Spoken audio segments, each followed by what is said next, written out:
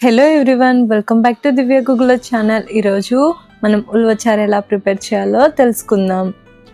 ముందుగా 8 నుంచి 10 గంటలు నానబెట్టిన ఉలవలు తీసుకోండి. ఇవి 8 గంటల వరకు నానితే చాలా మెత్తగా ఉడికిపోతాయండి. తక్కువగా నానపెడితే మాత్రం తొందరగా ఉడకమని మనం గుర్తుపెట్టుకోవాలి. ఇప్పుడు ఇందులోకి నేను కొన్ని క్యాబేజీ తీసుకున్నాను. తర్వాత టొమాటోస్ వేయాలి, మిర్చి,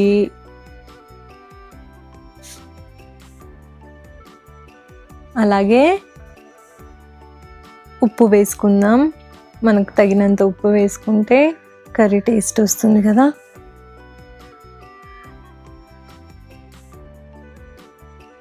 పసుపు. వీడియో స్కిప్ చేయకుండా చూస్తేనే మీకు అర్థమవుతుందండి. ఇందులోకి కొంచెం వాటర్ పోసుకొని విజిల్ పెట్టుకుందాం. కనీసము ఇది 6 విజిల్స్ వస్తే చాలా మెత్తగా ఉడికిపోతుందండి. 6 విజిల్స్ వచ్చేంత వరకు స్టవ్ మీడియం ఫ్లేమ్లో ఉంచండి. వీడియోలో చూపిస్తున్నట్టుగా 6 విజిల్స్ వచ్చాయండి. మరిన్ని వీడియోస్ కోసం నా ఛానల్ని సబ్స్క్రైబ్ చేయండి. ఇప్పుడు మెత్తగా ఉడికిపోయిన ఈ ఉలవలో కొంచెం వాటర్ మిగిలిపోయాయి కదా, అవి మనము ఒక బౌల్లో తీసేసుకుందాము. ఇప్పుడు ఆ వాటర్ని మనము పడేయకుండా అలాగే పెట్టుకోవాలి.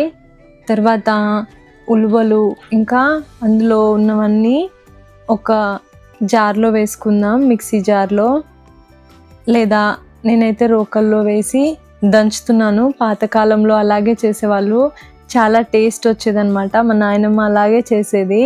సో మొత్తం మెత్తగా ఫైన్ పేస్ట్గా చేసేసుకున్నాను. ఇక్కడ చూపిస్తున్నట్టుగా చూడండి, చాలా మెత్తగా దంచుకోవాలి. చాలా టేస్టీగా ఉంటుంది ఉలవల చారు.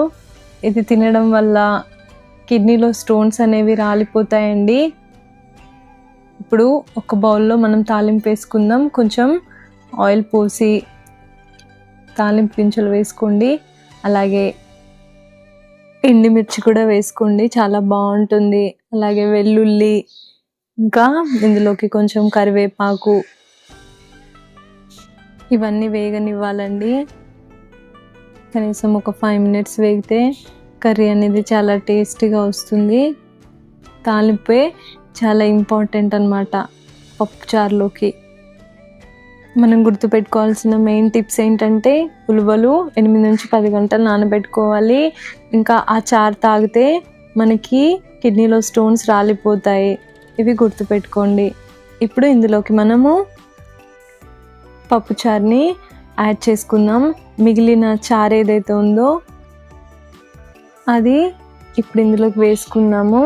అలాగే మనం గ్రైండ్ చేసి పెట్టుకున్నటువంటి పప్పును కూడా యాడ్ చేసుకోవాలండి. ఇందులోకి నేను కొంచెం చింతపండు పులుసు కూడా వేసాను. వేస్తే చాలా బాగుంటుంది. ఒక 3 డేస్ వరకు పాడైపోకుండా ఉంటుందని వేసాను నేను. ఇప్పుడు దంచి పెట్టుకున్నటువంటి ఉలవలు వేసాను. ఇలా మీకు కన్సిస్టెన్సీ అనేది చాలా పలచగా రావాలండి. ఒకవేళ మీకు థిక్గా కనుక ఉంటే కొంచెం వాటర్ యాడ్ చేసుకుంటే చాలా పలచగా అవుతుందన్నమాట. తినేటప్పుడు చాలా మంచిగా అనిపిస్తుంది. ఇందులోకి మనము ఫిష్ ఫ్రై కానీ లేకపోతే చికెన్ వేపుడు అలాంటివి యాడ్ చేసుకున్నా కూడా చాలా బాగుంటుందండి. మీరు తప్పకుండా ట్రై చేసి చూడండి ఒకసారి. నేను క్యాబేజ్ మాత్రమే వేసాను, మీరు సొరకాయ వేసుకోవచ్చు, ఇంకా పాలకూర వేసుకోవచ్చు, తోటకూర ఇలా వేసుకోవచ్చండి. చాలా బాగుంటుంది. ఇప్పుడు ఇది ఒక 10 మినిట్స్ వరకు బాయిల్ అవ్వాలండి. బాయిల్ అయితే చాలా బాగుంటుంది, ఎందుకంటే కొంచెం పచ్చివాసన అనేది పోతుంది. మనము ఇందులోకి చింతపండు రసం వేసాం కదా, సో ఒక 5 మినిట్స్ బాయిల్ అవ్వనిద్దాం. ఇంకా స్నాక్స్తో అయితే చాలా బాగుంటుంది. ఇందులోకి మనం కొంచెం కొత్తిమీర కూడా వేసుకుందాం.